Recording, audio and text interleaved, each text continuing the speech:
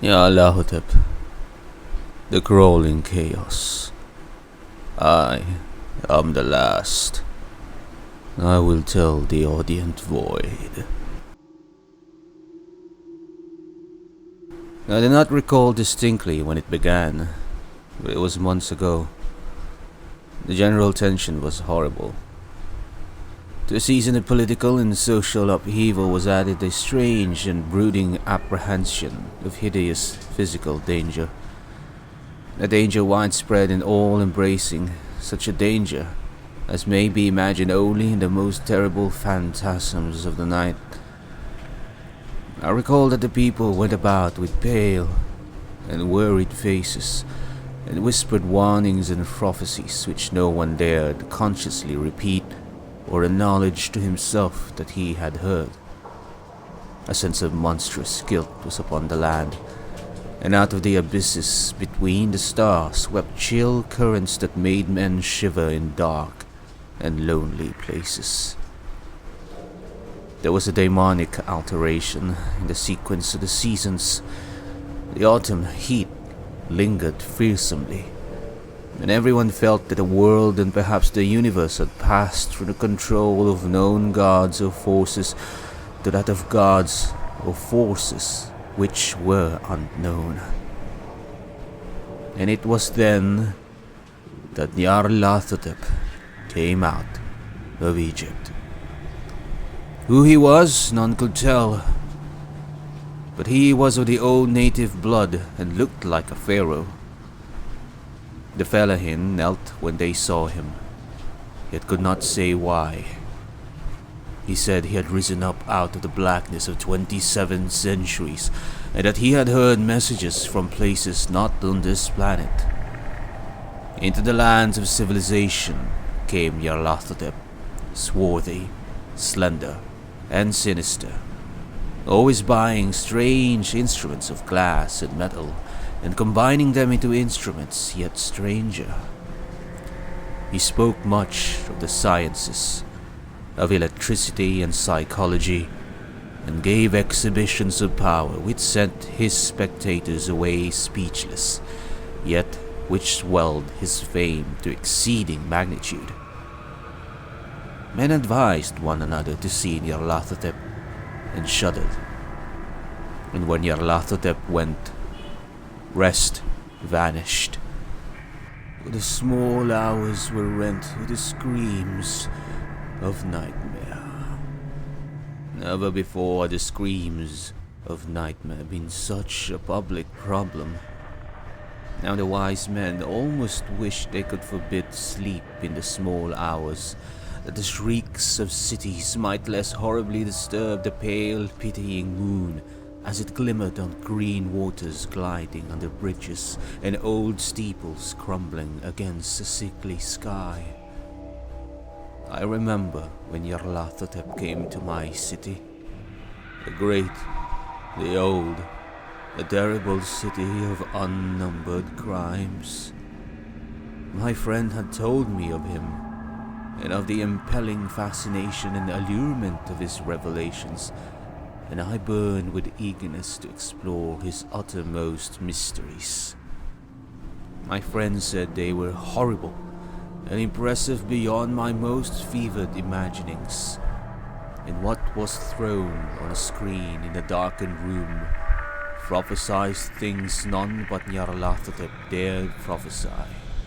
And in the sputter of his sparks there was taken from men that which had never been taken before yet, which shewed only in the eyes.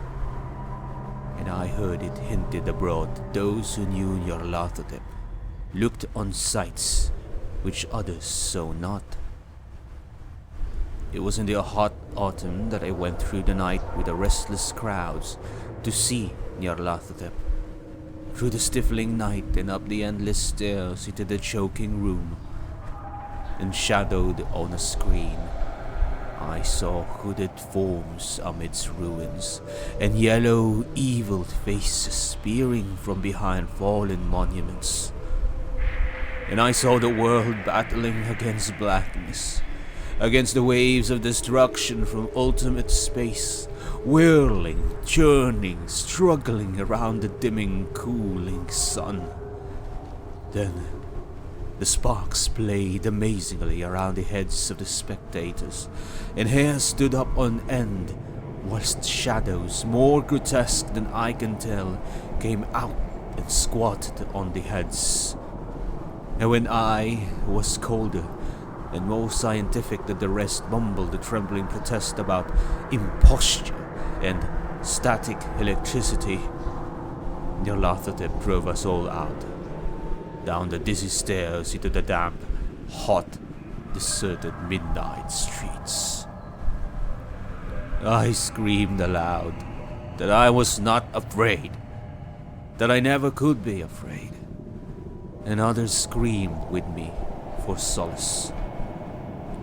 We swore to one another that the city was exactly the same and still alive, and when the electric lights began to fade, we cursed the company over and over again and laughed at the queer faces we made. I believe we felt something coming down from the greenish moon, for when we began to depend on its light, we drifted into curious, involuntary marching formations and seemed to know our destinations, though we dared not think of them. Once we looked at the pavement and found the blocks loose and displaced by grass, with scarce a line of rusted metal to show where the tramways had run. And again we saw a tram car, lone, windowless, dilapidated, and almost on its side. When we gazed around the horizon, we could not find the third tower by the river, and noticed that the silhouette of the second tower was ragged at the top. Then we split up into narrow columns, each of which seemed drawn in a different direction.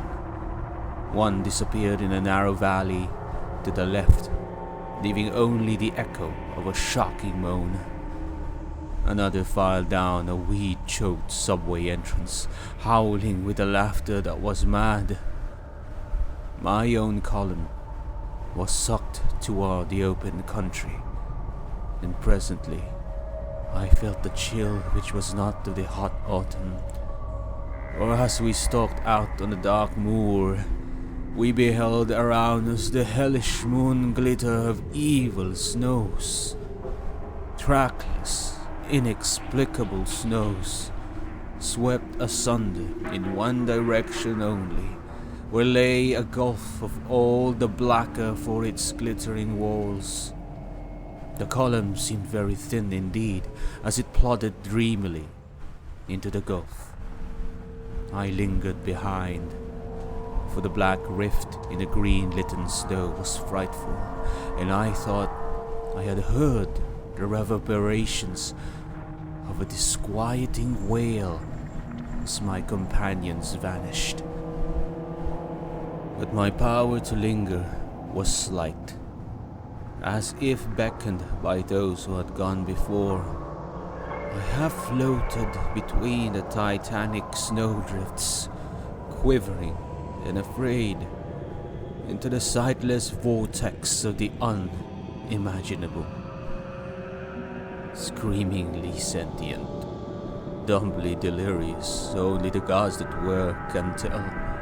A sickened, sensitive shadow writhing in hands that are not hands, and whirled blindly past ghastly midnights of rotting creation. Corpses of dead worlds with souls that were cities, charnel winds that brush the pallid stars and make them flicker low. Beyond the worlds, very ghosts of monstrous things, half-seen columns of unsanctified temples that rest on nameless rocks beneath the space and reach up to dizzy vacua above the spheres of light and darkness. And through this revolting graveyard of the universe, the muffled, maddening, beating of drums, and thin monotonous whine of blasphemous flutes from inconceivable unlighted chambers beyond time. The detestable pounding and piping whereon to dance slowly, awkwardly, and absurdly the gigantic, tenebrous ultimate god, the blind, voiceless, mindless gargoyles whose soul is